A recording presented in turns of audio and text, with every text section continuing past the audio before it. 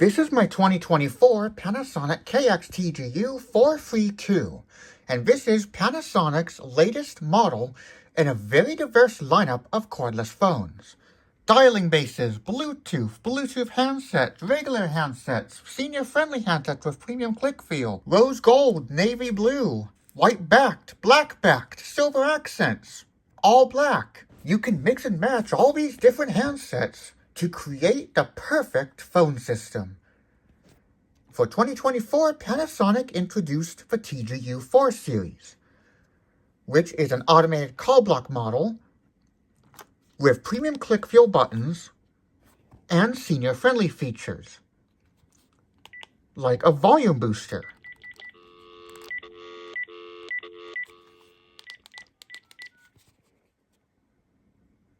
This is a testing message. A quick brown fox jumps over the lazy dog. 1, 2, 3, 4, 5, 6. The manual does warn you that using the boost feature could damage your hearing, but it's not as overblown, no pun intended, as the TGM series, which is more of a granny type, shouty, hey, I'm accessible kind of phone. This is a lot more subtle in that regard. It's a very beautiful phone with big buttons, beautiful premium click feel buttons, background colored talk and off buttons. This is their first phone to be that way, and my first phone to be that way. And a favorite contacts key. Here I've configured it so it's like a pretend hotel. This on my desk is a simulation of dialing instructions you'd find on a hotel phone's faceplate. So here I have operator, wake-up calls, and speaking clock as favorite contacts. But for this demonstration, we're going to change operator so that it's just my other extension. If you assign a favorite contact ringtone, the other handsets will ignore that. But they will still get the caller ID from the favorite entry. I believe this is technically an extension of the phone book, and the reason I believe that is because those are available as selections in the select group option. This allows you to select entries, groups of phone book entries, or favorite contacts to break through silent mode and always ring. Favorite 1 is the star key, favorite 2 is the pound key, and favorite 3 is the 0 key. That's kind of an odd arrangement. I would have thought favorite 2 would have been 0, favorite 3 would have been pound. But instead they did it this way. And you can also turn the ringer indicator on and off. It's a good thing you can turn it off because it's not the traditional flashing ringer indicator. It's instead a very, very bright stroby white indicator.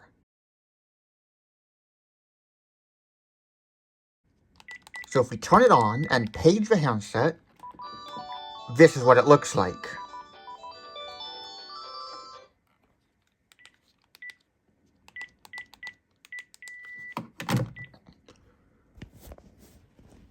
It's brighter than it really should be, so I just have it off. This indicator doubles as the flashlight, which is brighter than when it's as the ringer indicator. When the flashlight is on, oddly, the key backlight turns off and the display backlight dims. I have no idea why it does that. This is also true on the KX-TGTA61 waterproof handset released in 2018. Boost is not available on the speakerphone. I believe on the TGM it is. And there's no light, it just says boost on and boost off, and it says boost on the display here. So now let's demonstrate how the favorites key works. So I'm going to press the favorites key. Now I have a list of all my favorite contacts. I can press edit to edit the list, and then menu to edit the entry. You can see its details, back and OK. Exit out of that, which is weird. Press select to see the entry or when they last called. So now if I make a call from one of these favorite entries. And you can see the favorites key is flashing. Oh, answer by voice command of a 970 picked up. Which, by the way, the TGU does not have. And now you can see the favorites key flashes slowly in standby. Now, before we go any further, I should mention why this particular phone is special. That's because not only did I buy it in the year of release, last year, 2024, I bought it only a month after it came out. It came out in April 2024, earlier than expected, and I bought it in May 2024. This is pretty significant for two reasons. One, May 2024 is before July 12, 2024, which is the example date shown in the manual for the date and time section. But also, if you look up this model's FCC ID, you'll see that certain documents like the manual had confidentiality until around July 2024. Which is weird, specifically for the manual, because the manual was not confidential as of February 2024. And that's how we knew what features it would have. I always look at the manual to see what cool features a phone has. Now back to the favorites key. Press the favorites key to open the list. You'll also notice that there is no indication of a missed call, even though there is one. And also in the color list, you will not see this entry showing as a missed call. It's exclusive to a favorites key if it comes from one of your favorite contacts. And then, an extra column is added to show a missed call icon. And when you highlight a missed call entry, an entry of a missed call, the favorites key flashes. And if you unhighlight that entry, it stops flashing. Press select and you can see that it now shows the time of the last call, and the favorites key is still flashing. Press talk with speakerphone or press the favorites key to make the call. And when you're on a call started from the favorite contacts list, the favorites key lights up. This also happens if you press the favorites key during a call and then make a call. You can also make a call simply by pressing the desired number, 1, 2, or 3. If we now take out one of these entries, when there are only two entries, the favorites list looks like this. The header favorites and then 2 items. But now if we take out another entry, it shows the header and just one entry without scrolling text or highlight. When an entry is not stored, it says no entries. So now we're going to add an entry, and you cannot add from the phone book. So now I can add these entries back in.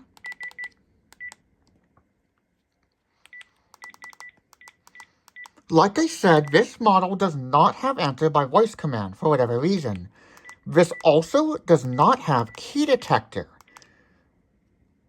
The key detector has seemingly been discontinued as of the release of this model. This also updates the customer support URL from HTTP to HTTPS, but I'm not sure if that applies to 2024 to present builds of models like this, the 970 series, which in my case still says HTTP. This would be weird if it does not apply to existing models because they're not discontinued. In fact, the 9 series is still the flagship if you want all the features. What does seem to be discontinued, however, is the KX-TGF432, the cordless model with Bluetooth handset. So an TGF850 with DA99s instead of TGF885 handsets. This model does not let you use the volume buttons to change the ringer volume and standby, which is weird because all 2016 and later models let you do that. But it's not like they went back to 2015 because this has the 2018 change where changing the ringer volume when one touch ringer off is on turns it off. Since this doesn't have answer by voice command, tones 3 to 5 are the traditional ones.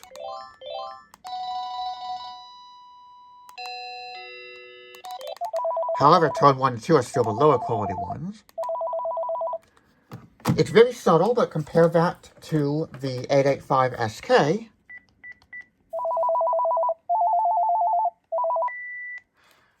Where you can hear the tone sound sharper, the confirmation tone. But not for tone 1 and 2 on this model. This handset does support link to cell on compatible bases like my 970. So now it's registered for 970 and you can see it supports link to cell features. To the point where they even renamed headset to headphone just like on the Bluetooth handset for TGDA99. You can see we have all of our same link to cell features. When you press the favorites key in standby, an error tone sounds, but during a call it does not. Now I'm not sure how speed dials on the KX-TGU432 behave if it's registered to a KX-TGU431 or 6641 series, which don't have speed dial on the base or the supplied handsets. It probably only works on bases with the speed dial buttons on it, and I'm not sure if that works on the TGM. Maybe it does, because the handset's 139 translates to just 3 on the base, so probably on that handset would work too. I don't know. Unlike 5.8 GHz models, which used a monochrome segmented display with status icons, and other older models like my KX-TGU432, the ringer volume shows its level number as you adjust it. And you don't actually have to hold the volume down button to turn the ringer off. You can just turn it straight down because there's the display. This is the case for any type of display on phones where you can use the up and down volume buttons. This would not be available on Bluetooth models until 2016, which is very weird.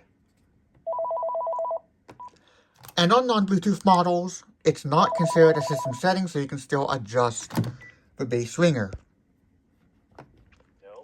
The play indicator, the message indicator, is on the message counter instead of on the button itself. And this is the first decked model to have a rubber play button. And the first oval-shaped base since the KX-TGU6 series and 4.3 series. Although, actually, I think the TGD2 series kind of counts, but it's not as textured as this is. This is very similar to the KX-TGU6591 series released in 2011, because you can press the favorites key to get the speed dial, the favorites, and then it shows up like that, and then it can press the number. But they're not identical features, because you still have the handset speed dial, which is per handset. This does support key detector in the handset, so if it's on a key detector base, and newer builds of existing models continue to support it, by the way, they're not like AT&T and VTech where they make major changes in newer versions of a model, so features work as you'd expect. It's not going to deregister it and register it back to the TGU. Unfortunately, there is still no place on base auto register. I'm not sure if this goes for the TGD8 series or not, but the boot up of the base is very quick. On the 970, it's also quick. However, it reverts to the less quick behavior on when you have more stuff stored. So this is how this boots up. That's more like the 885 SK. And now here's the TGU432. And just like that, it's booted up. The TGD would not have the message light flash. At least I wouldn't think it does, because the TGD5 does not. Despite having the premium click feel buttons, this handset has sensitivity issues on the call block button.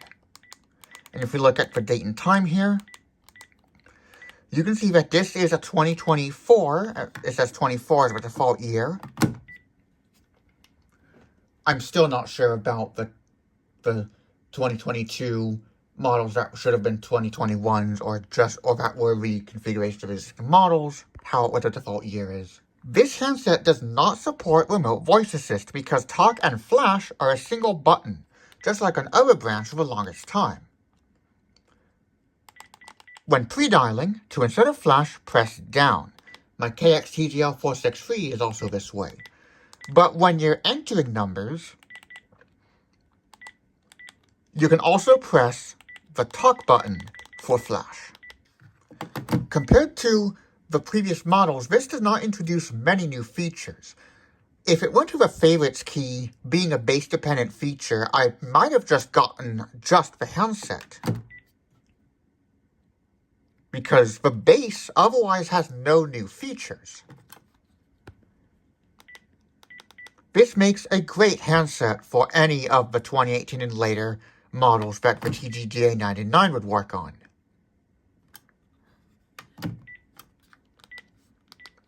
And of course, got the premium click feel buttons, which no automated call lock model with low battery alert.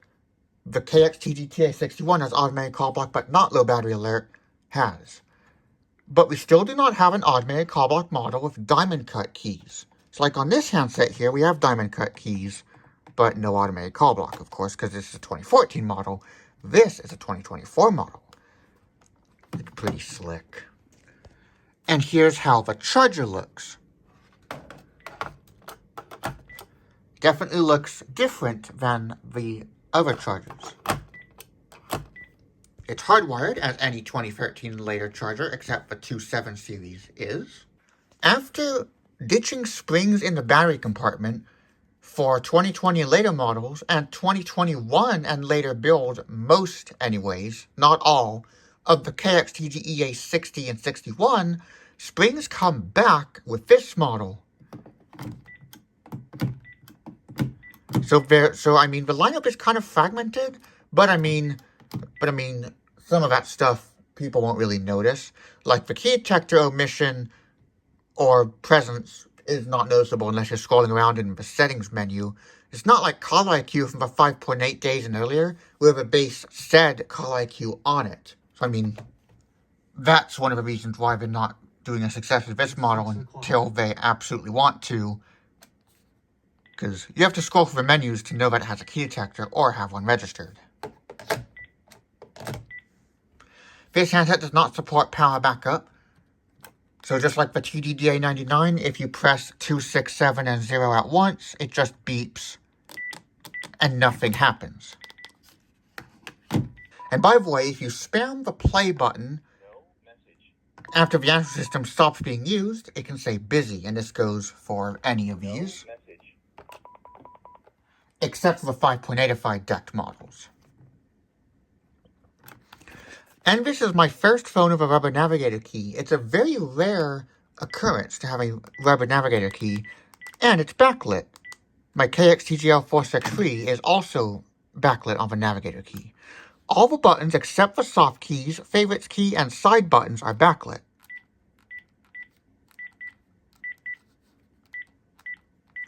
When you place the handset on charge or go on the phone, the flashlight turns off. I'm not sure if the flashlight turns off on the TGTA61 because that one, the light button is its own button, nothing else. Now let's play the test message I recorded from this phone. This is a test message on the Panasonic KX-TGU432 on talk mode. And the 432 on speakerphone mode. Goose goose. Now, let's listen to a test message on my system.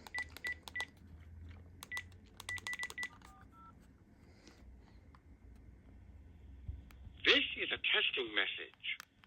A quick brown fox jumps over the lazy dog. 1, 2, 3, 4, 5, 6, 7, 8, 9, 10. Check with Tyler's phone testing call line is powered by free PBX. This is a testing message. A quick brown fox jumps over the lazy dog. 1, 2, 3, 4, 5, 6, 7, 8. Yeah, Panasonic has definitely recovered from their quality issues of 2017, starting with the Edit 5SK and taking us to the latest lineup of models, the TGD8 series, the TGF9 series, the TGU4 series. Confusingly, in August 2024, the manual was updated to include mention of a KX-TGU432 series, which is very confusing because it's the exact same phone, same base and handset part number, model numbers, but it says that you cannot get the T adapter line splitter for the TGU5 series, which is nonsense. It's a complete manual mistake because it's the same phone. So I don't really understand. Unless the 530 is going to be some VoIP version of this and it's going to have a suffix and they just say it's a 430 and a 530 would actually be a 430 IP or something like that to denote it as a IP phone. But that would be a problem because people like us with Xfinity or most residential VoIP services cannot use VoIP phones because they only work with regular phones like these. And that is one of the reasons why we continue to get them, because that's the only way residential voice over IP works as of now. This handset also has the squashed, as I call them, star and pound keys, just like on the KX-TGU432 handset, and the second generation Uniden Loud and Clear models in the US, which were sold as the Uniden SSE 37, and then in 2016, 47 or 17 in Australia and New Zealand. If Uniden was still making phones here, they might still be selling those Loud and Clears.